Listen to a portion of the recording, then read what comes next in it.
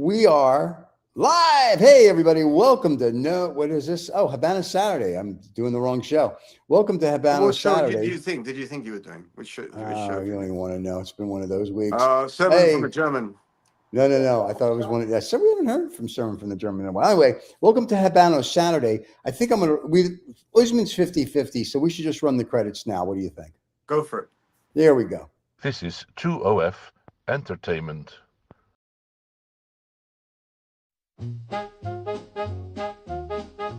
Welcome to Habanos Saturday, the fastest growing cigar show on YouTube with over 100,000 subscribers. Come join us every Saturday live.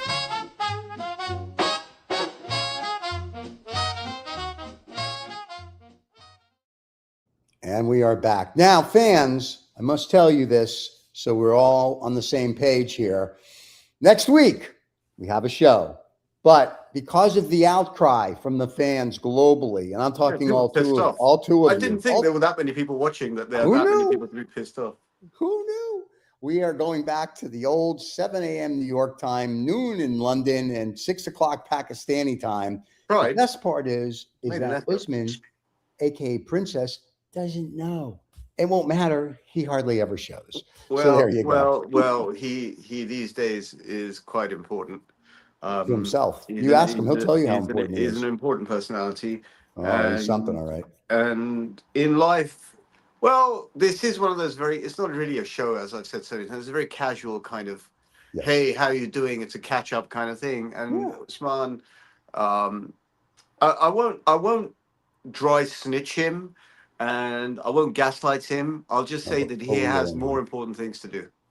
Really, he does, and part of that is touching himself and singing show tunes. So, and that's more important in the show than that. Actually, you know what he is doing? He's there is a sort of, I would imagine, a spring festival. That's all I can think of it as. There's a little bit of a traditional spring festival in Lahore in Pakistan. It's called Basant. So there's a little bit of a mild deviation education. Yeah, it's a sort of the coming of spring kind of festival, and it's celebrated in Lahore with the flying of kites and kite battles. The string on the kite is got like powdered glass on it, and people try and cut each other's string from different balcony tops and things like that. Sort of, it is what it is. But I suspect and believe that Usman is wrapped up with family gatherings around those festivities. Right, I'm sure. The festivities. But here's the good thing. Ali, the cigar analyst, says, how are we doing, gents? We are doing well, Ali. Thank you for asking. Ali, you and the rest of the Middle East now in London can watch the show at the normal time. Next week we go back. So everyone's excited, I'm sure. Well, we tried, but the fans spoke. Work. Apparently the numbers when we do it at that time, 5 times greater than when we do it at this time. Fucking hell, really? Oh yeah, I'm not kidding. I'm not even making that up. It is 5 times larger by doing it earlier than now.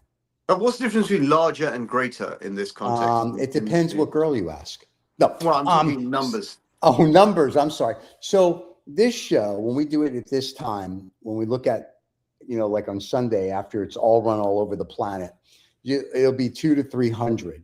And then when we do it, when we do it earlier, 2,000 to 3,000. So that's not basically what that means is people I don't know in terms of demographics necessarily, because you don't have a demographical breakdown, but it seems that there are a lot of people in the sort of London time zone who sort of mid-afternoon like to glue in or tune in. And I think it's something like that.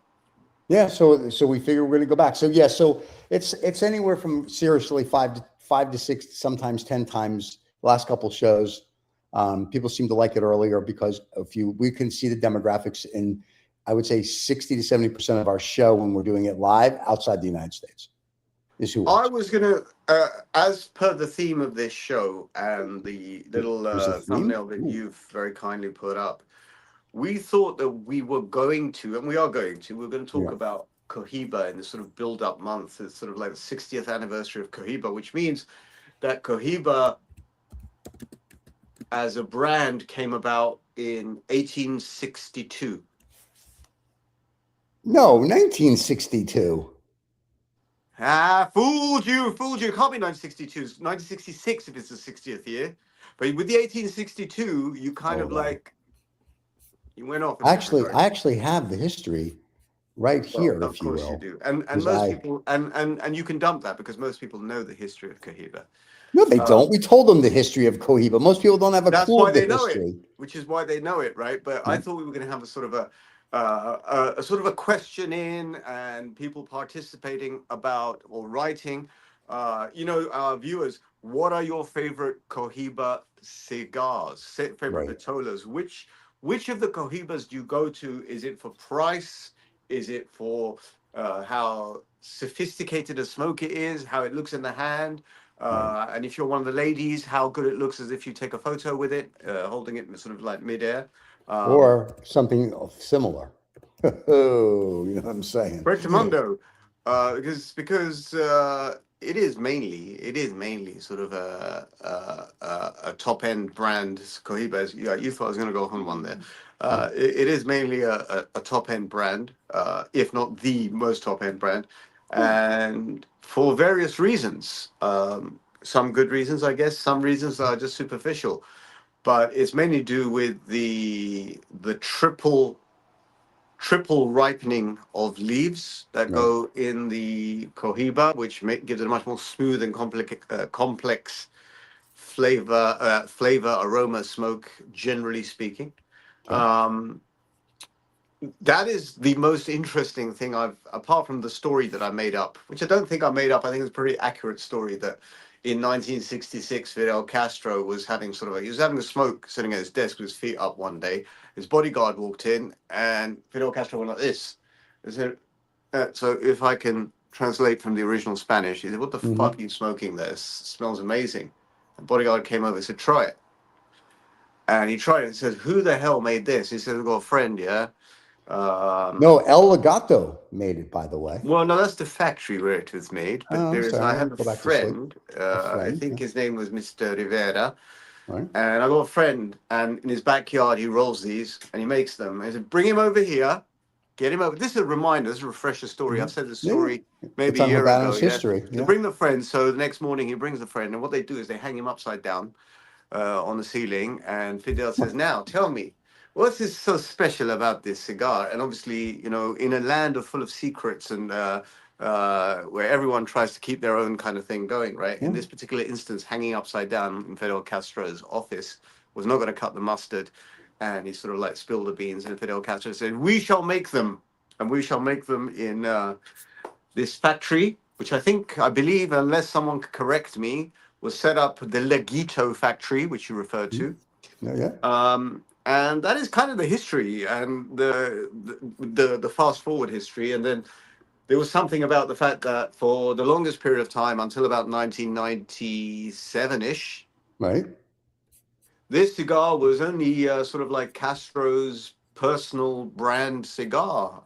Only he could smoke it and only he could give it out as sort of diplomatic presence. But then it became sort of like a global thing. It was released for public consumption at some stage. I believe 97, I could be wrong, it could be 98. But around 97, 98, a lot of these things came out. A lot of these not Vitolas, brands came out.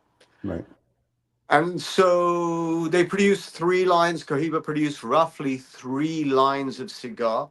For all of those you should know, and if those of you who don't know can easily Google these things. I don't need to remember everything. I haven't taken a massive interest in Cohiba cigars until I fell back in love last year. Were you yawning just now? No, I fell was just back like, in. shock. No, but it sounded like a yawn. No, it's I not fell like that. back in love with one of my favorite Vitolas, which I've always considered to be a very elegant cigar. Elegant Vitola, which is a Cohiba Siglo 2. I don't know how many times I've said that. I think I've said it enough times that the stocks of Cohiba Siglo 2 have diminished. And it comes in 2 boss. It comes in the metal tins. Very elegant cigar. You can fit 3 or 4 of them in your top pocket. You walk around, smoke all day. Fabulous, fabulous smoke. Were it not for the fact that the price has gone sky high. And we're going to come to that in a moment. Well, we are. But the pinnacle of the Cohiba brand is considered to be the Cohiba Siglo 6. So those are the kind of Cohiba reminder bullet point stars. Mhm. For those of you who've forgotten them out there, or those of you who know much more, will obviously write and say, Reza, that's the basic stuff. Tell us more. Well, why Right. don't you tell me more? What are your Cohiba experiences about? Right. Have you enjoyed paying 60 million quid for a stick of dead leaves? Have you enjoyed it? Have you enjoyed photographing it or with your expensive watch? Is it that type of product? Because it has become that type of product, that the ultra luxurious. So there's maybe three categories of luxury. There's people who actually don't talk about it and have the money to spend. Then there's those who want to project it, and then those who are aspirational. But when it comes down to the cigar itself, Mhm. how do you smoke your Cohiba or not smoke it and just hold it and take photos with it? Um, I wasn't just referring to the ladies, I was referring also to the wishy-washy smokers out there as He well. means the men. So Um, the way the ladies hold it, I must say, we need to teach them a different way because I don't think you're supposed to hold it that way in your mouth. well, But there you go. what do I Those are know? your opinions, not mine. I'm quite respectful of everyone. Since But when? Since when hmm? did you become respectful of Since everyone? today, since just Oh, now, today. Really? Okay. since this Epstein files release, I've been very, very, very. You Very don't know careful who's going about to what get you you. say. You know who's going to kick you in the butt 30 years later for saying something which today is mildly acceptable. If you know Just what so I we're mean. I mean, clear, Epstein's a different bloody I level, right? no, Yeah, no, I got Epstein's a that. totally different level, Right. and all this, First of all, and all these. Well, that's another topic. wait, There that's we a go. That topic could we'll go, get but on in a that's a minute. But topic and a first half, of right? all, All these scumbags, yeah, but. nobody from our show is in the Epstein files. Let's just be No, I clear. understand, right? But one Maybe has to be Usman. careful. I don't One know. has to be. You have to be a little bit No, no, careful when you no, talk no, about no, the no, how the no. ladies smoke, because I'm Yeah, quite no. respectful of I everyone. don't give a So you know, rat's ass. I could give a. it's plainly, obviously, it's evidently so. I'm glad you gave that disclaimer out that you don't give a No, rat's really, I don't really ass. give a shit because here's Well, why. No, no, let me it, explain. I don't care whether it's 5 years or 500 years from now. Somebody comes back and watches one well, of you'd be these dead shows. by then. You'd be sort of like mummified and sort No, of I'm like 17 billion years old. I've got another 17 billion to reptilian go. blood going through your Yeah, system, it's huh? the Illuminati Reptile Club. But my point is I don't really care.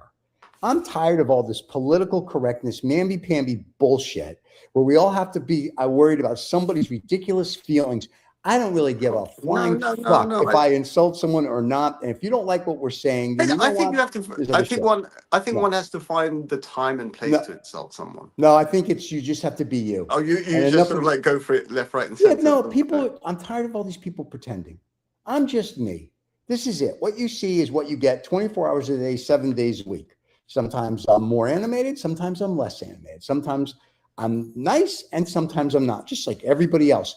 But I'm getting tired of having to watch every little bit we all say because we're afraid someone, I don't really give a shit. I really don't care. If Well, someone doesn't like something, then you know what? I'm offended that you're a pussy. Get out of my way. bringing your very scientific opinion to the content of the show, what is your opinion about the Habanos Festival taking place in Cuba in roughly 3 weeks' time?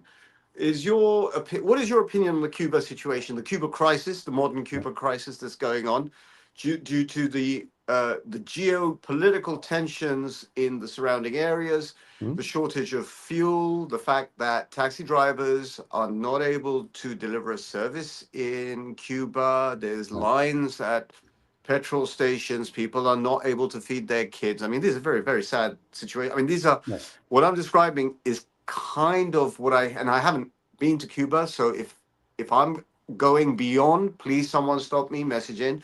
Right. But even in normal times, there is shortage because Cuba is under some sort of siege from its neighbors, mainly the USA. What is Cuba going through right now, and how is it looking for the Habanos Festival? Have you got an opinion? Have you got a view? I've got an opinion and a view. Have you met me? First of all, we have spoken to the cigar rabbi and we've spoken to the Ruban, who just came back, and he said, Ruban said that everything is fine. There doesn't seem to be any issues right now. So now, whether that's true or not, what Ruben went there, so I believe Ruben. I don't know. I mean, yes, but there's shortages, there's have and have nots, kind of like everywhere else. Yeah, I'm yeah, not. yeah, yeah. I'm not really sure remember the Habanos Festival for the Cuban government and for the Habanos group, that's big time money for them. So I'm assuming for the 9 days that everybody's there, it's going to run like clockwork. Whatever happens a week before and a week after, that's probably a different story. What I mean to say, to supplement what you're saying, what I mean to say is, these are not normal times in Cuba. They're not normal times anywhere. These are not normal. No, there are not normal times, but these, especially right now, are very abnormal times. Okay. And a bunch of people turning up to have what is essentially a celebration of a national product. I mean, whilst I'm all for that, right? But I have heard more and more recently horror stories of things that have, not horror stories, but tales and anecdotes of how things have transpired in Cuba. For example, gala dinners, and we're not talking about not just last year, but we're talking, you know, in the last few years, people don't eat the food at the seafood at the gala dinner because it's been sitting around 4 or 5 hours without refrigeration before it's served. You've got 1,000 people there. There's no refrigeration. So people don't touch the food, for example, right? Unless you're staying very, very close to the event areas. So you can lose weight. Got it. You may have difficulty. You may have difficulty getting about because of the attacks. I mean, this is what we're hearing. Obviously, it is better for someone on the ground to say it, but I do understand there is an inordinate amount of pressure and burden being put on local resources for some flamboyant people to fly in and have a wonderful time, whereas the locals are clearly not. Right. It's I don't know how bad the situation is, but it's not a good situation. I know this. Well, if Ruben's watching, Ruben, jump in, and if he's watching, we'll send him a link. He can come on and talk about it. Wait, let me ask you this though: are you going to go then, or not going to go? Because of what you just said. I'm not saying if I am or not. My intention is to be there, and my intention also, to be very honest, is to look for the next 2 or 3 days and see which direction this is going in. I know of people who've cancelled going there. I know this. So here's the thing. If he doesn't go, kids, we'll have a show on the 21st and 28th. You know, it's all about the show. If he does go, there won't be. But anyway, going back to this topic, here's the thing. Here's the problem. Until you get feet on the ground, and I've traveled, and you know, we've talked about this. We've both traveled the world. So I've heard horror stories in countries that I'm going to, and I get there and I'm like, what country are you people at? Like, there's no problem. These are not horror stories. These are not horror stories. Food poisoning is kind of a horror story if you're stuck in. No, I wasn't describing it from that perspective, because if apparently the normal situation in Cuba is that the food is not so great because it's a sanctioned nation. So these are the kind of things you know anyway. Yeah. What I'm saying is that this in particular is a burdensome time. Okay. This in particular is a burdensome time. So it's even there are even more, there's even a greater burden on the local economy, on the local infrastructure. That's point number one. Right. Point number two is, I'm not going there specifically. I'm not going there for charity. I'm not going there to do anything specific other than to meet people and have a good time. In my good conscience, can I go to a country that's really suffering and the locals are really suffering to have a good time? Sure. Honestly, these are real questions that are going through my head. I don't have a moral compass like that. When I went to North Korea, we had a blast. Well, then there's part number three. There's another layer for me. I'm fasting, so my expectation was that I'm going to eat once a day, or I get up in the morning, have some eggs and bread. Is that at risk as well? Probably. And if the food is the way the food is at dinner time, I mean, hopefully I'm not going to die there, right? But am I walking into an unnecessary can of worms that is not going to have the payoff? Do you understand what I'm trying to say? Yeah, no, I get it. I think you're making it more than it is. I think you go with an open mind, knowing you're going to starve to death and you're going to have to resort to cannibalism. I think that is. I think if you go with that mindset, you're good. If you're going to pay $1,800 for the gala ticket or get it for free or however you're going to get in there by hook or by crook, just know you're going to get the cigars and all the paraphernalia that comes with it. The food you're not going to have, and that's it. If you go with that mindset, you're fine. I just thought it'd be an interesting thing to talk about on this show because we're getting so close to it. And also, Yeah. what is clearly I'm not the only one thinking about it this way. Let's put it that way. No. Right. No, Because there are major London merchants, some major London merchants there's not so much. who have cancelled their trip. Really? Do you want to name Yeah. anybody in particular? No, I can't. Wait. We can't. Okay, Riza, having sympathy for third world people living in poverty. Yeah. That's shocking. Fanboy says that. Why is that shocking? shocking? That's why I keep saying I have I mean, I'm not Mother Teresa, obviously. Well, right? you don't. She didn't have a beard. No, it's not just that. That's just one ingredient. That's one All right. ingredient of a. For me, I'm trying to work out what is my upside for being there, going? other than having a wonderful time. I'm not going to have a spectacularly wonderful time because I'm fasting. Right. Let me explain. The cigar analyst says, I think Riz's concerns are reasonable, and then he laughs. Okay, so let me say this. One, if I were you, I wouldn't go. You're going to have a miserable time because it's already in your mind. Two, this way the show goes. Well, I'm just saying. And this way you're here to celebrate my birthday, and we do a show on the 28th. I'm just saying that's the selfish part. The other part of it is, I mean, you and I, you and I have two different mindsets. You have apathy for the biological life forms on this planet. I do not. I don't give a rat's ass. If I'm going to go, sorry, I don't give a rat's ass.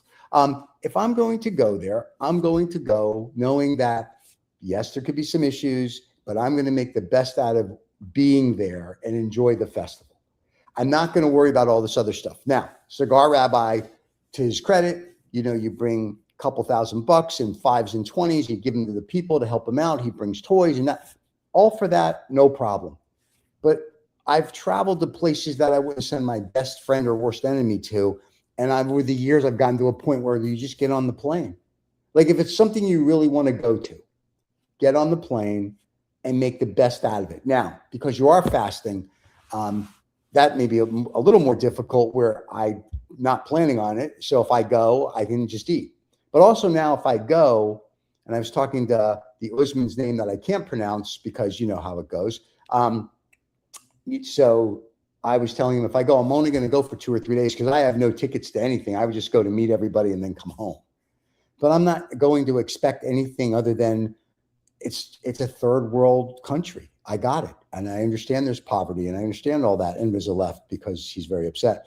And I understand that. So I know. So I understand all that. So going there, I already had that. So I'm going for what I'm going for. And that's how you have to do it. If you go any other way, you're just going to have a miserable time. Well, it's not about me. I thought for the show, I would go through the merits of what is going on in Cuba right now. And I'm getting market indicators of others, specifically out of the UK, specifically out of London, who have second guessed the issue and are not going. It could also be, and this is maybe the continuation of this. This is where the Cohiba line falls back in. The exorbitant pricing of certain brands of cigars, like the top end brands like Cohiba and Behike, etc., Behike being part of Cohiba, is that I find a lot of the merchants, quite rightly, are hammering the stock up on cigars. They're hedging big time on stocking up on Cuban cigars because of the sort of there is an imminent crisis or there's a feeling of an imminent crisis. Right. And as Ali says, the Orange Man is not helping the situation. The Orange Man might be helping at least the retailers because the price of their stocks is flying up. And whether that's a bubble that's waiting to burst or something else, that's another discussion for another time. That's the economics of cigars. Right.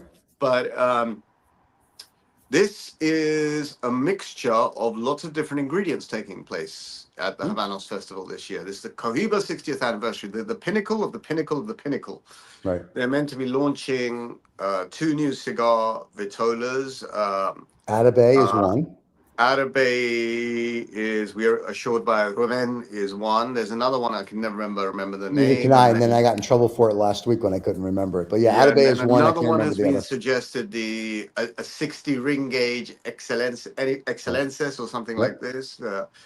I don't know, right? To be quite honest, I couldn't give a rat's ass, to be honest. So let me ask you this: Are more- you going because it's the 60th anniversary of Cohiba and it's this big thing, and you're going to make a bid on a $12 million humidor that they cost them $4 to make, and there's all these great cigars? Dude, I know for a fact that people have bid for £1 million humidors. And I know, I'm aware, but that's not my. Not paid for them. And not paid for them.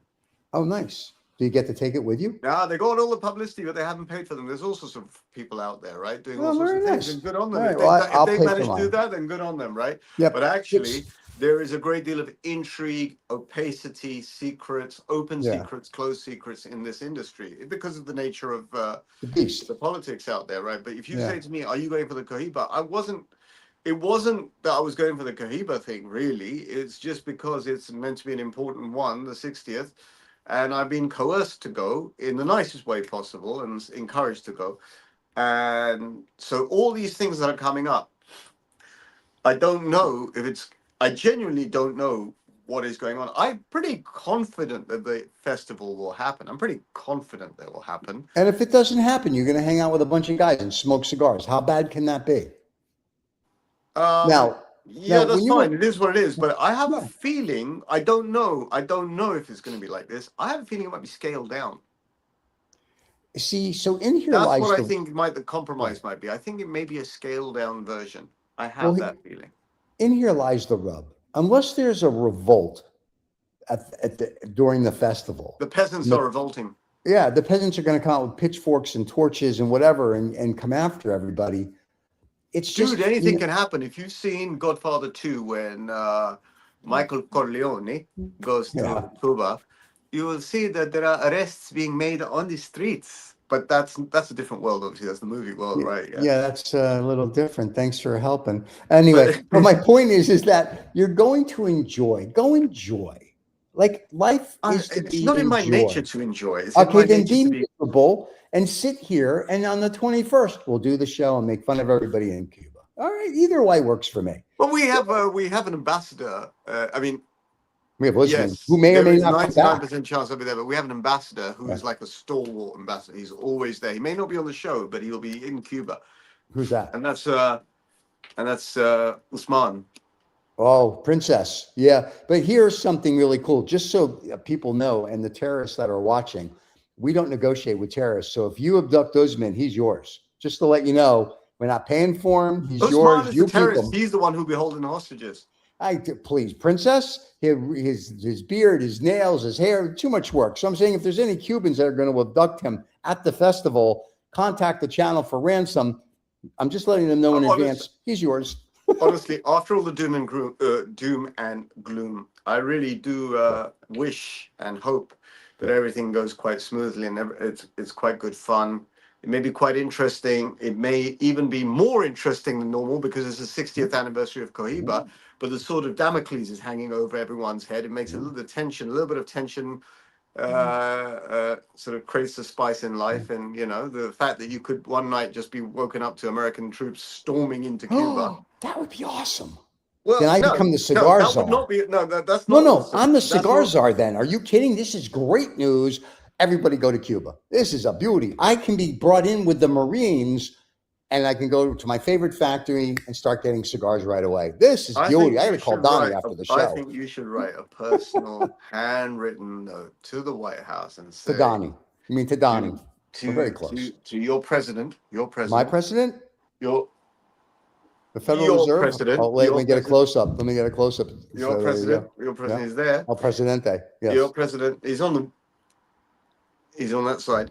Yes, he is. Your president, and say to him, Presidente. listen, if there is anything I can do, I would word it like this: if there's Okay. anything I can do to help diffuse the Cuba situation by perhaps gently taking over the distribution side of Cuban cigars, Or the country. then even though I may be reluctant, I would be reluctant. I will reluctantly acquiesce to your appointment.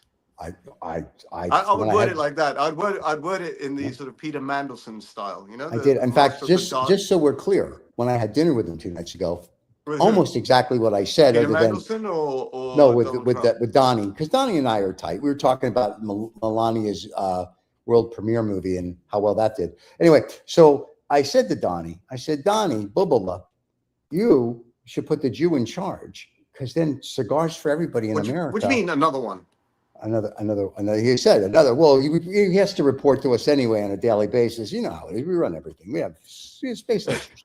So I was like, Donnie, let's do this. I mean, and listen, Cuba taking it over 2 minutes. I mean, like, you don't even have to send like the Marines. You could probably send like the National Guard.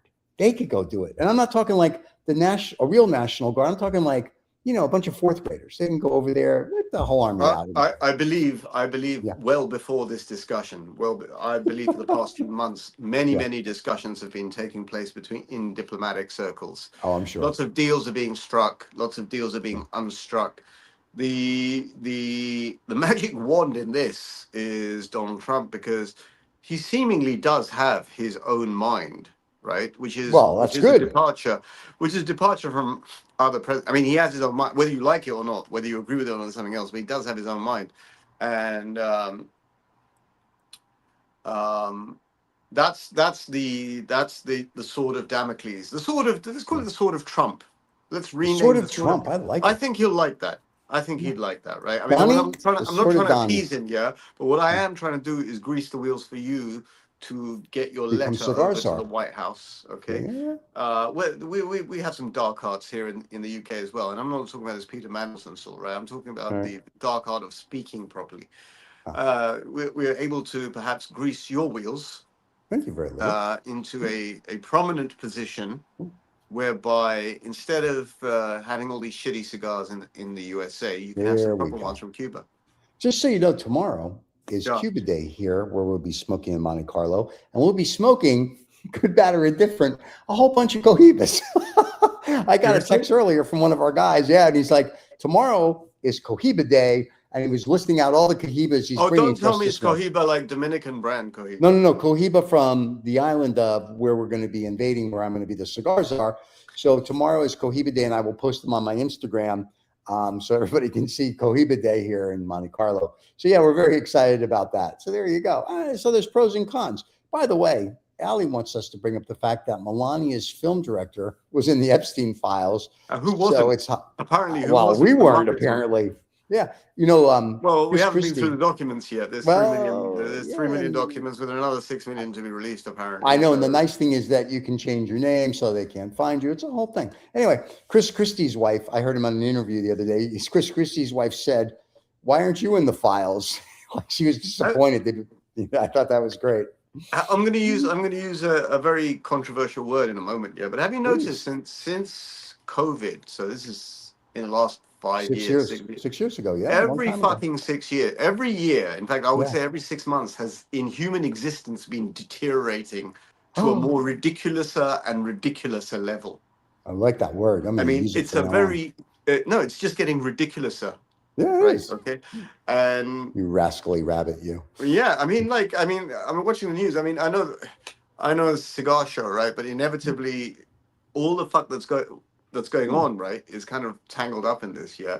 How the British monarchy is falling apart, how the British political system is falling apart. So it's all falling apart here, right? Now, the reason I'm having a bit of a sympathetic moment for Cuba is that it had already fallen apart, right? And with the additional pressure of fuel shortages and food shortages, my God, I wonder. And obviously, what we are hearing in the news here is perhaps different. I stand correct. I can, I'm happy to be corrected on these things, because what you hear is not always accurate. You have to kind of, sift your way through the bull crap, right? Yeah. But it's not good news, is it? Not really. Here, I have a question, and I mean, I read and whatever, and I've read. I'm still trying to figure out why we have an embargo from 1962 on Cuba. I mean, I get Russia. They invaded the Ukraine. Donnie's upset because Putin didn't, do communists. we were dealing with we dealt with Russia for years. We dealt with, Venezuela, Argentina. I mean, I can go through all the communist countries we dealt with. And for some reason, this little island, 90 miles off of the coast of Miami, this island of a few million people is going to overthrow America. No, it's a And good question. I don't What's your understand the answer? embargo. Is it historic? It's obviously there's some degree of historic insecurity, I guess. because there's Bay of Pigs, etc., etc. But why? I don't But know. really, Let's why? ask, let me ask Now we have ChatGPT. understood. Yeah. Now we've understood that the most powerful people in the world and the most powerful institutions in the world behave in an opaque way. Yeah, see, this is Well, bull. This, we always understood yeah. this, but now we've seen it, right? Okay, again and again and again. Yeah. Is there some sort of Yeah, this is all standoff bullshit. deal with Cuba If you where read this, so here's the problem. U.S. Aimed to counter the spread of communism, political, everything's about communism and all this other crap. Here's my problem. We dealt with Russia. We dealt with other communist countries. We deal with China. They're not exactly well, they're China? capitalists, but they're China. I love China. Hey, Panda, how you doing? Okay. I mean, is it just G. the fact that Cuba is 80 miles off the coast of Key West? Yeah, but still, what are they going to do? I don't know. We have technology. We have jets. We've got duct tape. We can stop them from coming over. We have a Coast Guard. I've met the three of them. Then then you tell me, then you ask the question, tell me what is the ongoing issue? I mean, I don't know anything about the local politics. Can I tell you, I have no about clue. Everything I've read on geopolitical globally, when you read stuff on Cuba, it's a blur. We just want to I stop think communism. when it's a blur, Yeah. geopolitical balance Is is both. always is engineered. It's Yeah. an engineered balance. There is obviously, if it's that much of a blur, if it's that opaque, it's obviously it suits both sides for it to be that way. Okay, well, in some sense, because that establishes control over the people. Yeah, no, I get that part. Yeah, but here's the thing. So here's what Fanboy says. Fanboy says the Cuban embargo is basically sadism, and some people are into BDSM. So calm yourself, there, fella. That's right. It's no longer a national security threat since the '60s, and I agree. I mean, it's a way of controlling the people at the end of the day. I don't understand it. Existential threats. Right. But I just, like I said, I don't really understand, and I'm not trying to be like a dick about it, but I would love for somebody. No, but the clues in the question that you asked, right? I know, but that's my point, though. I would love for somebody. No, you're a relatively intelligent man. Whenever it's opaque, whenever the lines are blurred, it's because they've been blurred. Right. Whenever, it's always a situation. You know, countries when they have a real fight, they just go to war. When it's like this, it's because there's an agreed stalemate in place. Right. It's kind of like North Korea. We've been at war with North Korea since '52. Great, congratulations. Cuba, I mean, great. We had the Bay of Pigs. They shot some planes. We shot some people. This is 60 years ago. No, but I personally think that relevantly on topic, it's because they make such great cigars. I think. Seriously, you think that's why we have an embargo against them, so you can't bring them into the United States? I think that the other nations, right, their output of tobacco. Yeah. I'm going to say something mildly controversial. I'm not used to saying things like this. Oh boy! Here we go. I believe that it may not be of. Let's be as diplomatic as we can. It may not be at the same level. There we go. As the Cuban leaf.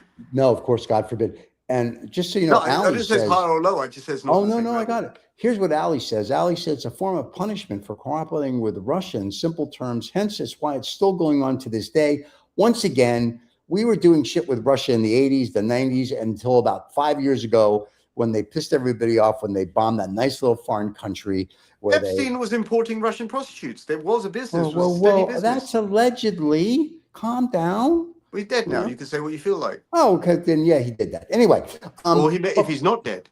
If he has been taken, maybe he's not dead. Maybe if he's disappeared off the scene, because you know when these high-profile people like Robert Maxwell and Epstein go missing, right.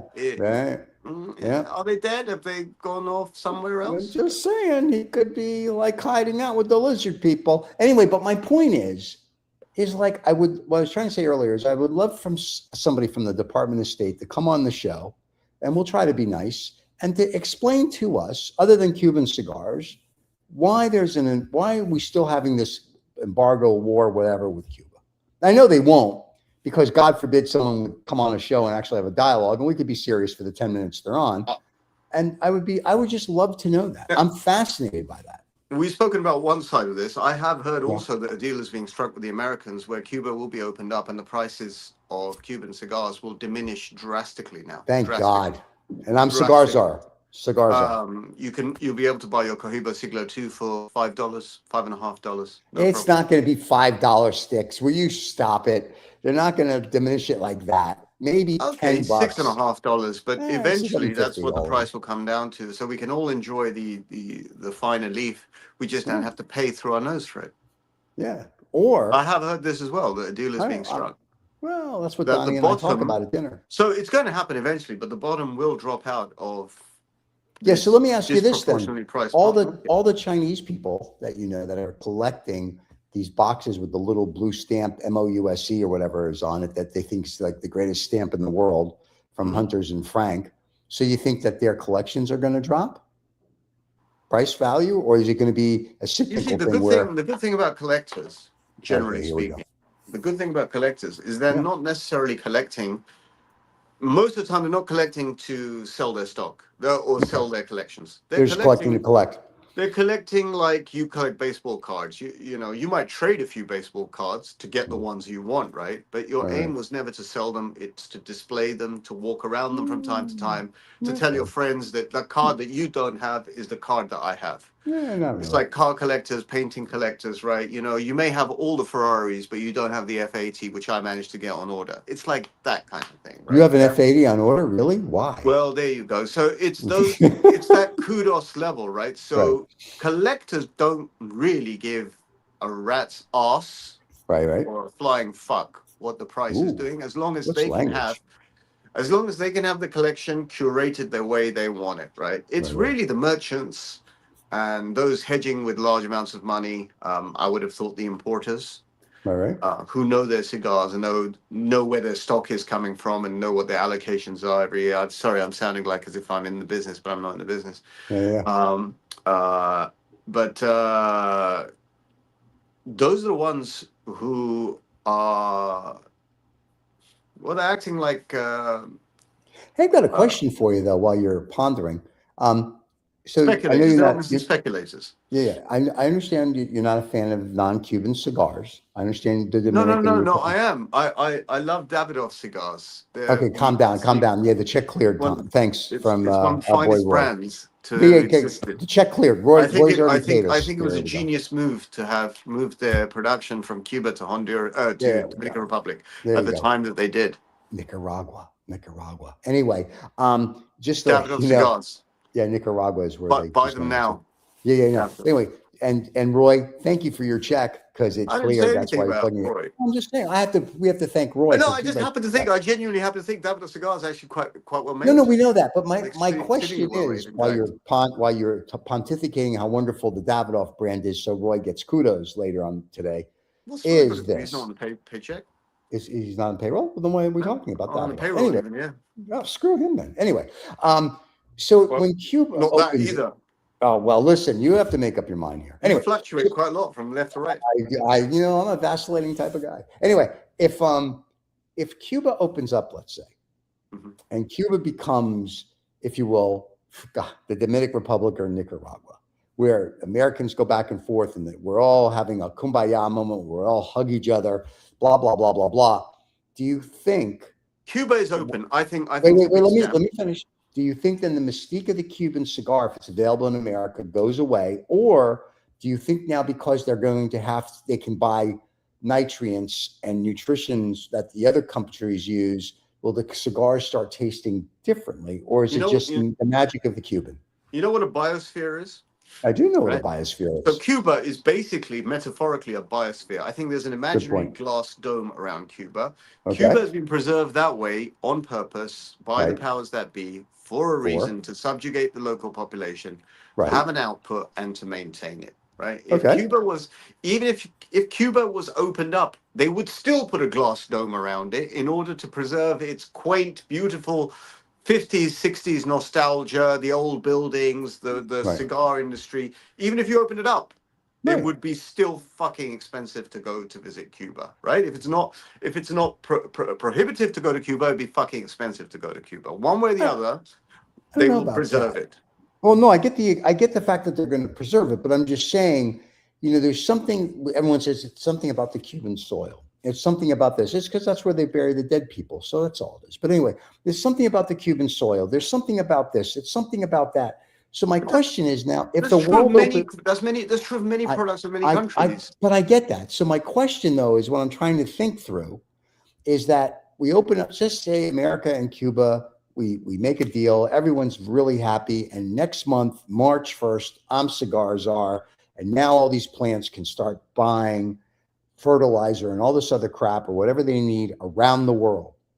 Will the taste change from the Cuban cigar, or is it the fact that it's just the soil of that land? Because I know you make fun of non-Cubans, right? And I know like this one's better than this one, and this one is a Cuban seed, whatever it may be. But there's something which is true. I don't know if it's the way it's rolled, the soil, the love they put in it, whatever it may be. There's something different about a Cuban cigar.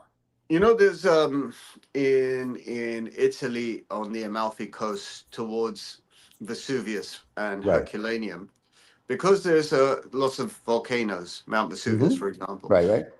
The soil is the soil there has got a lot of sulfur in it, etc., etc. Apparently, tomatoes that grow there are some of the juiciest, tastiest tomatoes in the world. You get this in Sicily as well, right? Now, you can grow tomatoes anywhere in the world, correct? Yeah. And there are many other places in the world where they've got volcanic soil, correct? Right. But those tomatoes have a certain flavor that comes from that, and it's not just one ingredient. It's not just the soil. It's the weather.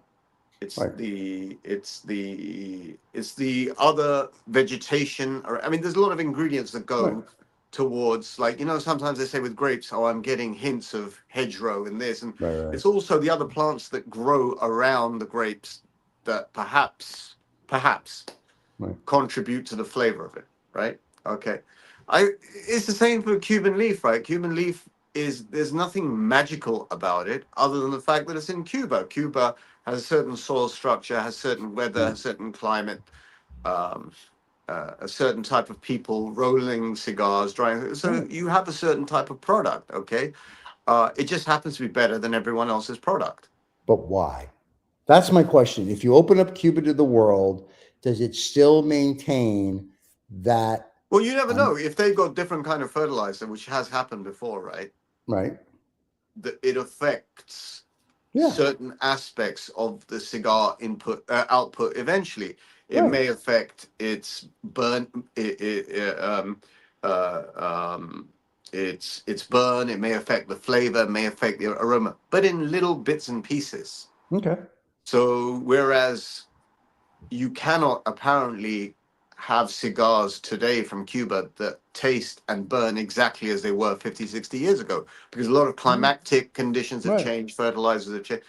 But there is a common thread that still goes through the Cuban cigar, right? No, I get that. Flavor. But so the point I'm making is, if we open up Cuba in 5 years, do we start saying, oh, Cuban cigars are no better than the non-Cuban cigars, or just as good at that point? I mean, or is it always going to be the mystique? Well, first of all, it's not going to happen. First of all, it's not going to happen. But there will always be some preserved mystique about it, no? Okay, then there you go. Then that's the answer. It's the mystique of it, whether the U.S. takes over Cuba tomorrow or not. It's marketing and mystique at the end of the day, yeah. I mean... not really, because the non-Cubans market, and some of them are crap. Look, is it conceivable? Let's ask a different question. Is it conceivable that one of the other nations, let's say a nation that's quite close to Cuba, let's say Dominican Republic, right? Okay.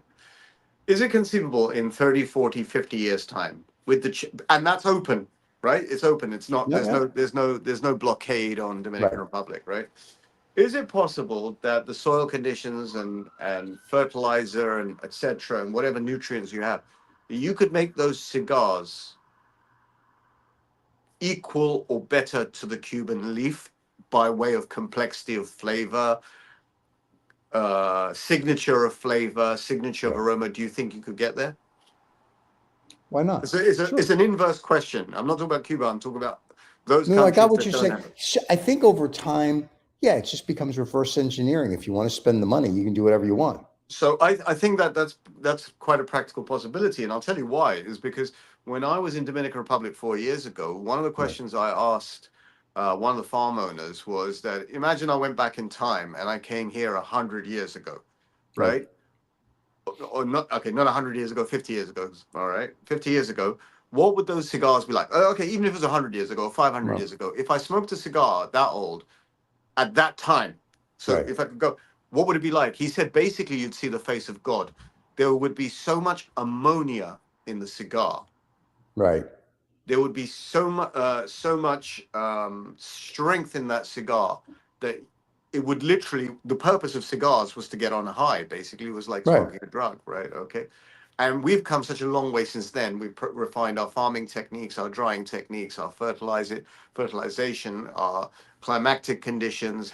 So if in Dominican Republic, what they have is this is out in the fields where leaves are being grown. They have sackcloth that they put over to create condensation, and like in open Right. conditions, etc. Yeah.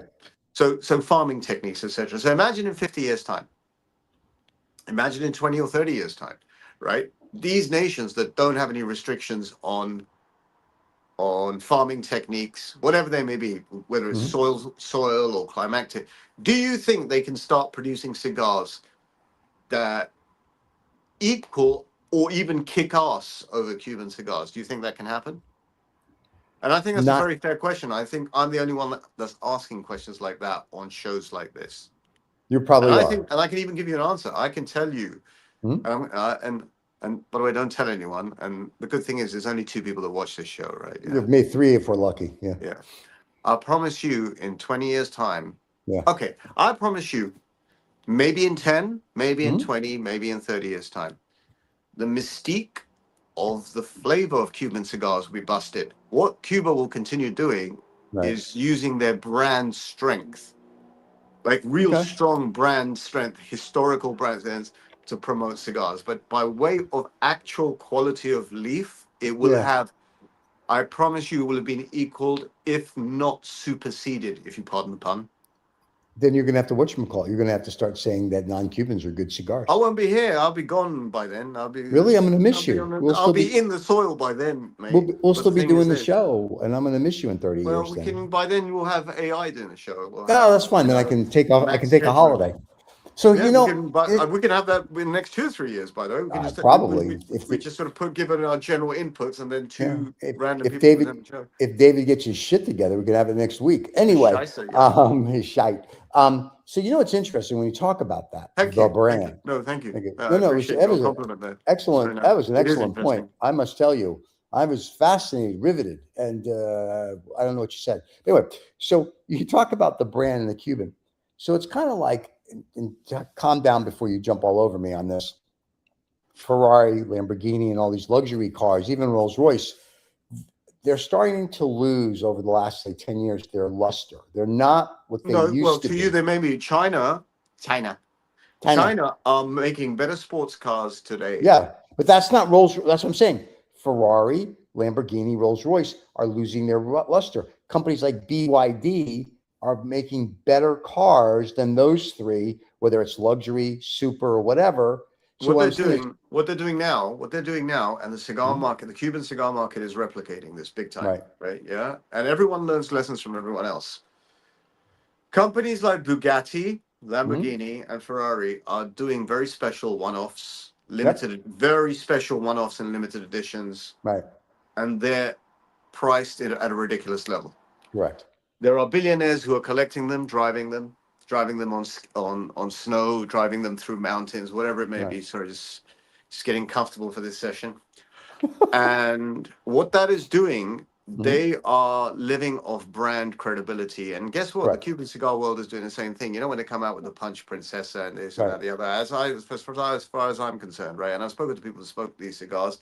I smoke some of them myself. They're pretty averagey kind of cigars. They're okay. They just happen to have a new band on them, right? Or a new footer on them, etc. You've got a big party where everyone dresses up in green, dances like a princess. Yeah. Okay. That's called marketing. Yes, it is.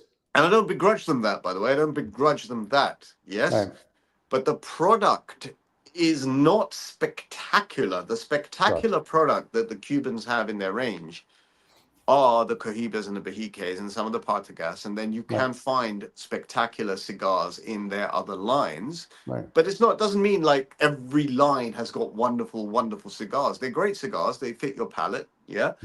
but they're not like, oh, this was amazing or this was a wonderful smoke. From time to time, you do get a wonderful smoke, right? It's just that in the non-Cuban world, everything to my palate is averagey and below averagey, apart from the Davidoffs, which are actually quite sublime. But I promise you, in 15 years, 10, I would say 10 years time. 10 years time, there will be parity. Parity means we know what parity means almost exact equality. My God. You don't, our audience isn't that stupid, are they? Well, there's your audience. And in some cases better. In some cases better. You'll have more complex. And Camacho, obviously, Ali. Ali, of course, Ali. That's a favorite brand. Camacho, as far as I'm concerned, is above criticism. It is one of those brands that sustained me for a considerable period of time. Now, if you talk to Urus thinks they suck now, and they were better before Davidoff bought them. Just to let you know.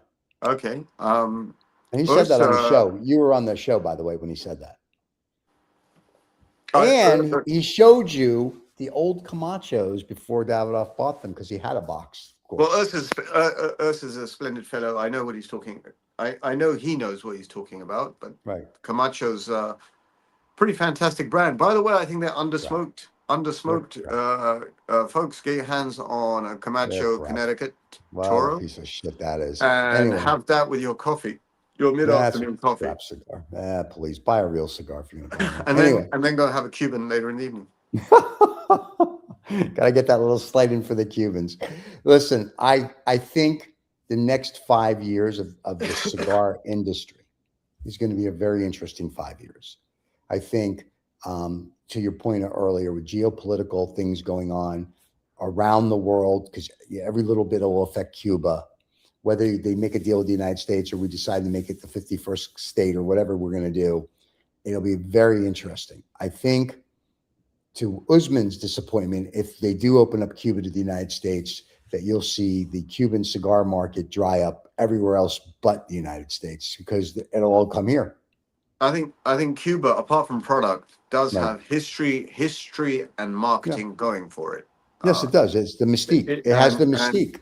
And the importers, the global importers like Phoenicia and PCC and Hunters and Frankel, have done one thing very successfully, and they're to be applauded. What they've done is they've kept the caliber of the Cuban brand, the Habanos brand, flying very high. Right. What they're doing is promoting a great product, in some cases excellent product, really fucking well. Okay. The problem they face is as the rest of the world catches up with, farming technology and cigar design, let's call it cigar design, cigar engineering. Am I allowed to use terms like that? Sure. Cigar engineering. They will gradually catch up. They will gradually overtake, in which case the Cuban cigar industry will have to rely even more heavily on its history and its inventiveness. Right. Going to have to live by its wits. There may be a bubble that pops, but it will pop not instantly. It'll be a slow shriveling up of the bubble. But you're at a bubble now. You're at a peak. I mean, like when some of these cigars that the Cubans are producing, to your point, they're dry leaves. But you're getting to a price point where you've told me, like, it's getting ridiculous. I'm going to smoke X. There's an inflection point coming, I reckon, in the next 6 months. I reckon there's a point of inflection. I think it's crazy. I think that's why Davidoff, I'm going to pick on I like Davidoffs, and you know that. The Year of the Horse this year. It's a splendid brand. Okay, you don't listen. Roy sent the check. You're fine. Anyway, the Habanos, this year, the Year of the Horse is literally half the price of last year's, whatever the year of the suck, because it was a terrible cigar. Nobody wanted to buy it.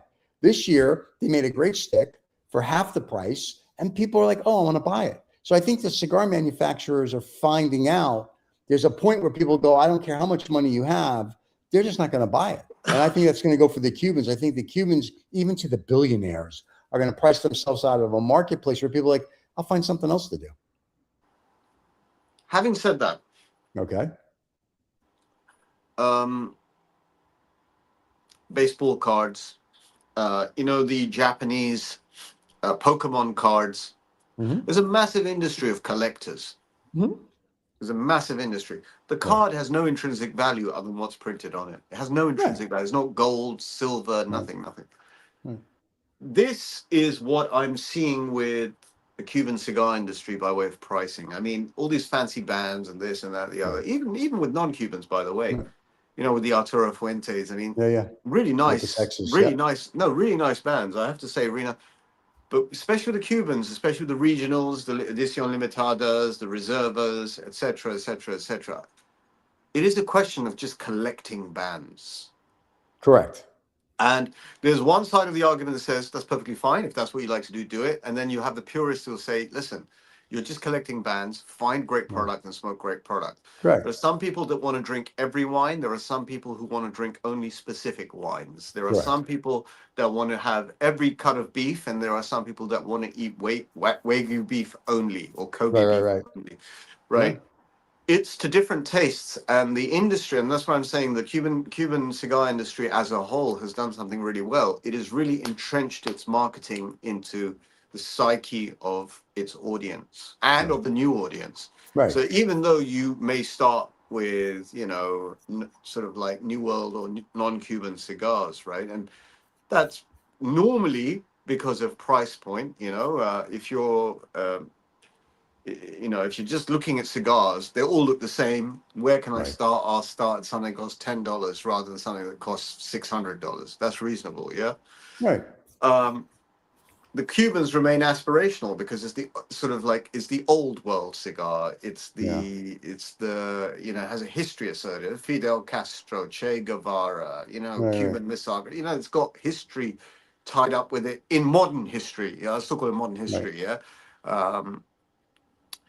And so those are the things they're going to continue to promote. This punch, there's the punch Nectaris that just came out, Edición Limitada Irlanda, right? I mean, Punch brand, what the hell is the Punch brand? The Punch brand is a UK-centric brand. So they do this UK-centric brand. Punch was the Punch magazine that came from Punch and Judy. It's branding. I'll be honest, it's branding. People said it's just, you know, it's an okay cigar. Not average. I won't use the word average. It's just an okay cigar. Okay. Yeah. It's okay. And, you know, and we spoke about this a couple of weeks ago.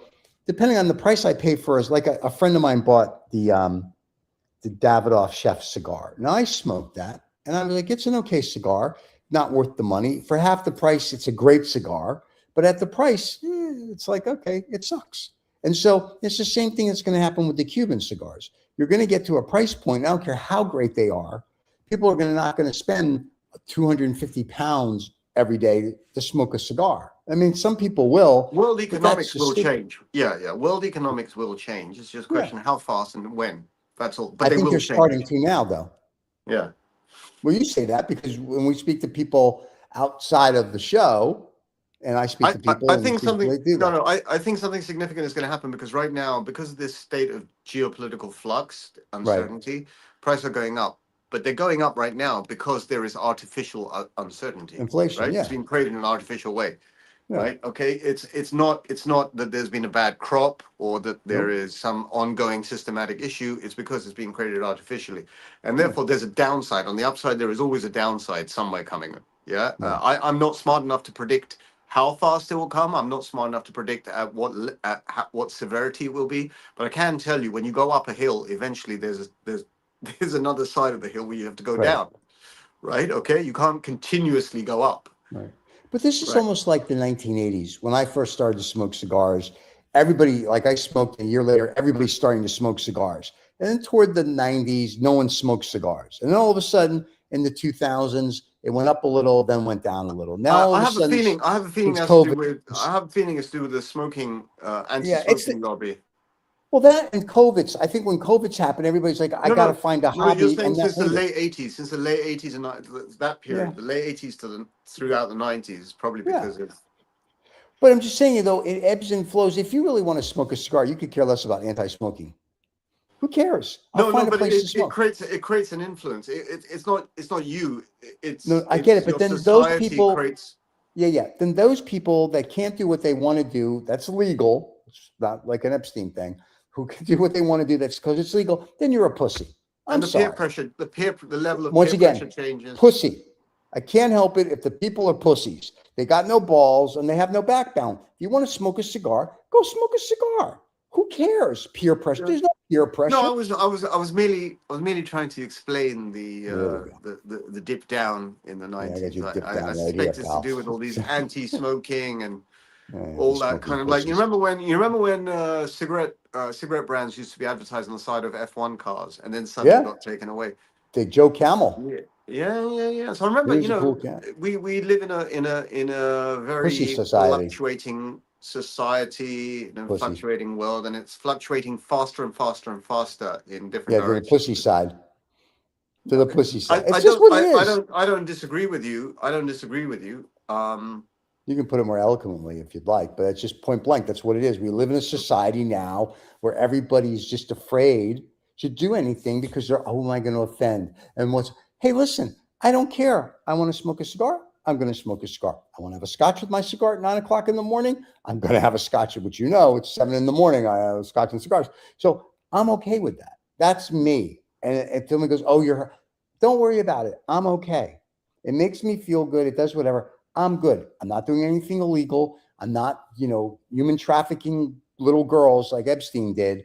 I'm not doing any of that. I'm smoking, as to your point, a dried leaf, drinking some stuff out of a place called Scotland. As far as I know, there's no war and embargo there. Yeah, I so think, who cares? I think all this has gone, political correctness has gone too far. Yeah, I agree. It's just gone way overboard. But we'll find some sort of middle ground eventually. After, I don't think so. I think it's going to get worse, unfortunately. I think it's getting worse, not better. It's almost like I know it is getting worse. Movie. It is getting worse. Yeah, and I don't think we've seen the end of it. But I think it will settle out eventually. Right. And Ali says he's with me on this. Thank you, Ali. See, this is why we have good fans, because they listen to the voice of reason, and I'm not it, so I don't understand it. But anyway, no, I mean, I think we've pushed, whether you want to push, say, left, right, middle, what, we've pushed so far to one side. The problem is that when the pendulum, really, you're going away on my big thing here, on the pendulum swings on the other side, that's what happens. So hopefully, as we go back to normal, that'll be that. Rizzo, are you coming back, or am I just killing the show? There you are. Look, I was focusing in. That was my only way of focusing in on. You were like, no, dude, I can do this if you really want to focus. Ooh, look at that. Now you focused. Okay, but anyway, no, I'm just saying. No, seriously, you're killing me. But I think that's what's going to happen. The pendulum. I swear to God, the pendulum swings far left or far right, and it never stays in the center. For the people on the podcast, you'll have to watch this episode to see what's going on to understand why we're busting each other's chops here. But anyway, I think that's part of it. And hopefully one day, oh, you're killing me, pal.